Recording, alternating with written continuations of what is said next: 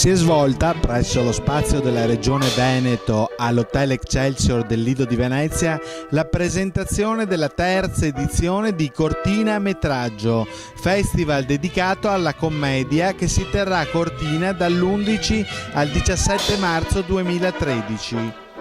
Ha introdotto l'incontro l'ideatrice e direttrice della manifestazione Maddalena Maineri.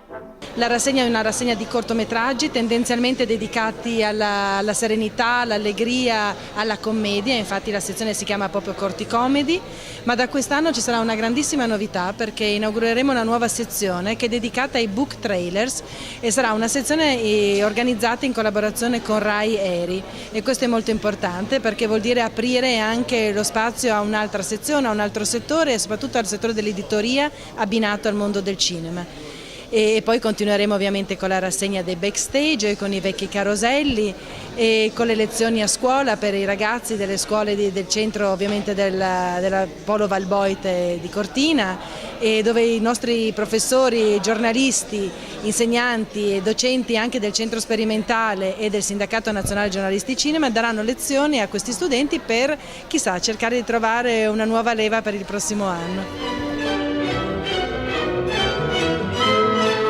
Alla serata ha partecipato anche la presidente del Sindacato Nazionale Giornalisti Cinematografici, Laura Delli Colli, neo vincitrice del premio intitolato a Gillo Pontecorvo. Siamo dei buoni supporter qui alla mostra di una presentazione, di un lancio della prossima edizione che sarà in marzo. Anticipiamo un pochino le date e ringrazio Maddalena Maineri per averci proposto di nuovo di essere con Cortina Metraggio. Il sindacato concluderà le giornate di Cortina, appunto, di cui è partner, con i Corti d'Argento, cioè la manifestazione che ogni anno dedichiamo alla promozione del cortometraggio, scegliendo i migliori in una selezione che ci viene da 40 e più festival importantissimi in Italia, perché specializzati, ma anche perché sono festival come Venezia o come Roma, Torino, che si occupano di tutto, avendo anche una sezione di corti, e la giuria del sindacato sceglie ogni anno i migliori e a cui va il nastro d'argento per il miglior cortometraggio.